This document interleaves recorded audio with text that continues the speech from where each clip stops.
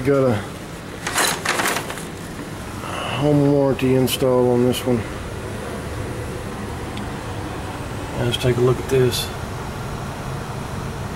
The hole is a little bigger, so they just put some duct board down and did some mastic work on it and covered up the hole.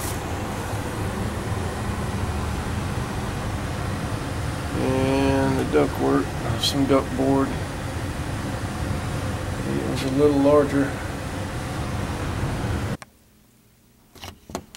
There we go. So it's too big, they just put a little piece there in mastic.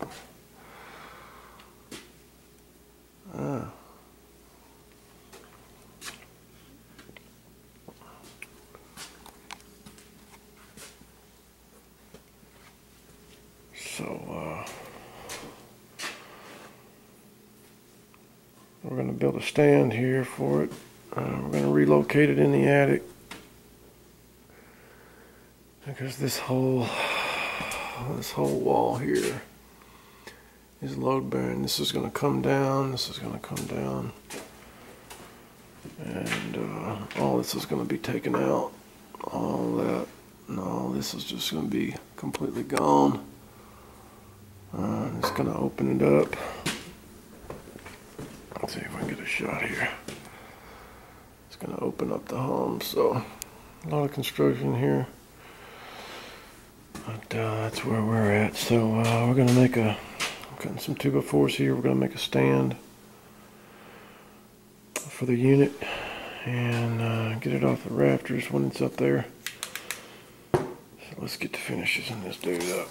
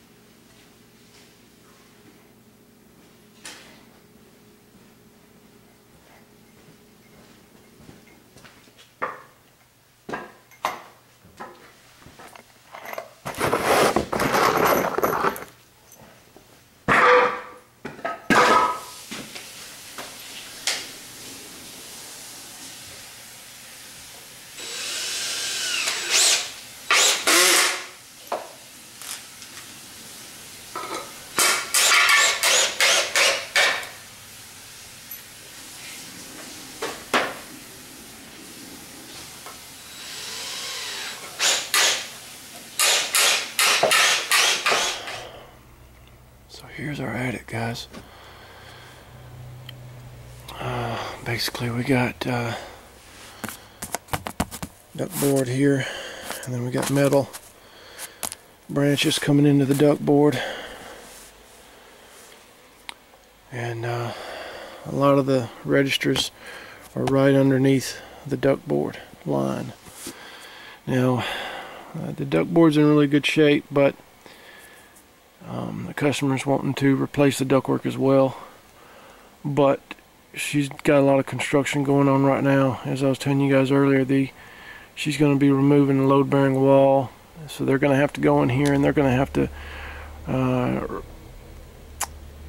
basically, like they did on that over there, you see that brace across the top of the roof joists.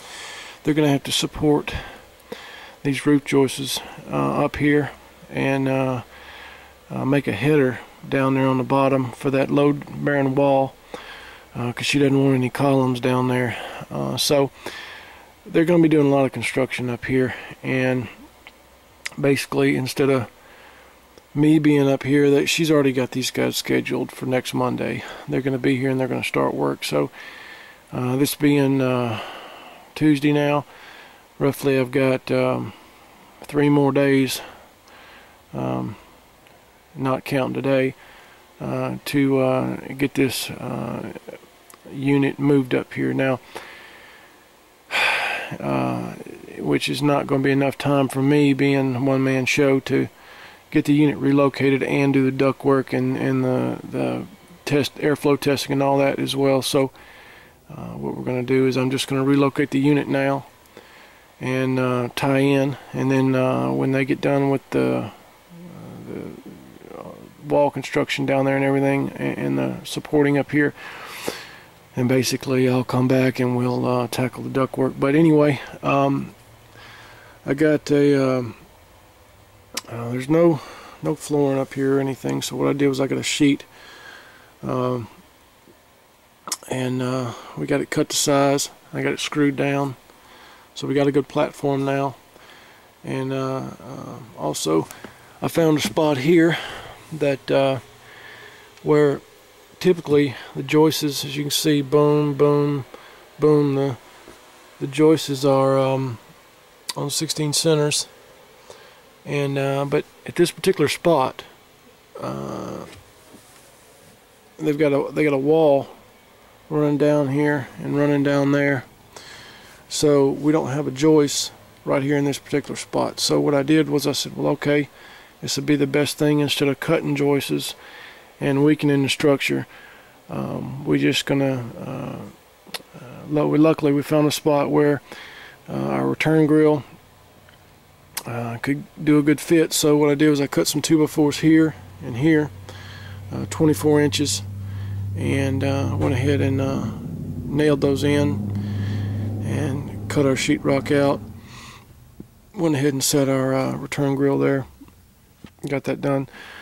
The return grill, the unit is it's 36,000 BTU, 3 tons. So we need to make sure that our return grill is big enough, guys. So what we want to do is the general rule is 200 square inches of surface area on the return grill per ton. So what we want to do is we want to calculate it, and your square inches that you have. So I could have ran a 30 by 16, but if you do 30 times 16, you get about 420 or 4 something like that. And as you guys can figure, if we need 200 square inches per ton, then we're going to need, for a 3 ton, we're going to need 600 square inches. So 4 something is only going to do about 2 ton. I wouldn't even put it on 2.5. So if we moved up to a 30 by 20, 30 times 20 is going to give us 600. But that's just right at 600, guys. And we need 600. So that's not counting the bend that we're going to have off of our return and into our unit.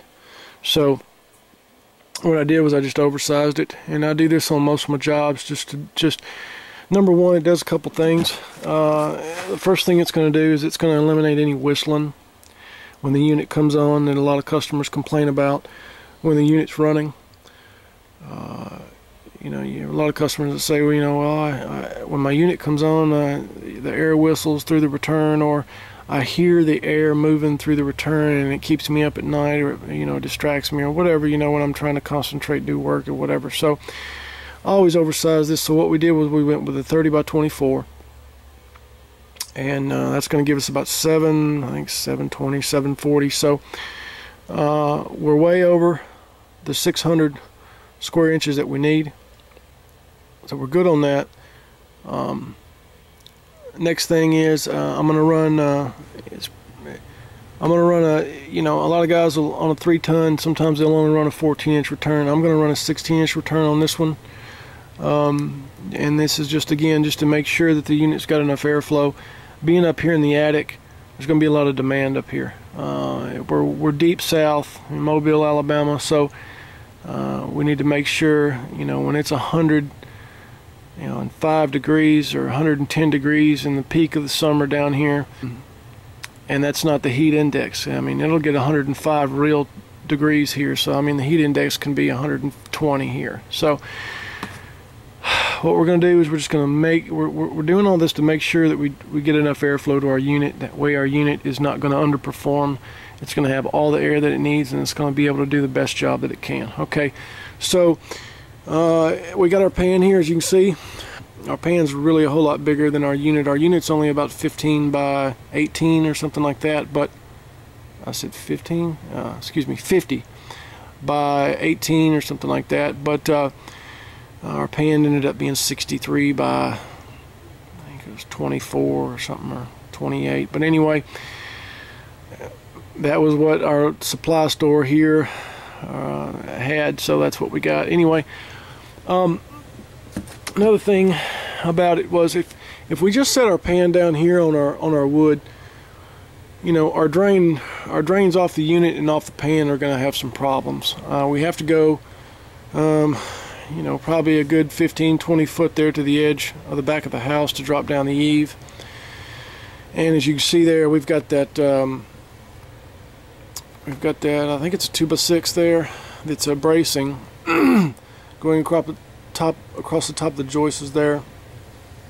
And you know, I'm not a construction guy, okay, I don't have a general contractor's license or anything, so I'm not going to try and modify that, cut it, remove it, or anything like that, because if I do, you know, I don't know what that's structurally going to involve. I'm just going to be honest with you guys, okay? I do heating and air, and that's what I do, and I don't pretend to be an expert in everything. So what we've got to do is we got to get our drain lines over this right there to go from our unit straight over there and out. So what I'm going to do is we're going to make a stand for our pan here. I'm going to basically build a stand here on our platform that we've got already, and you know that's about 6 inches or so, but we've got some ways to travel, and we won't generally on water flow. I do know this briefly from doing a few roofs that you won't generally, the minimum is 1 inch drop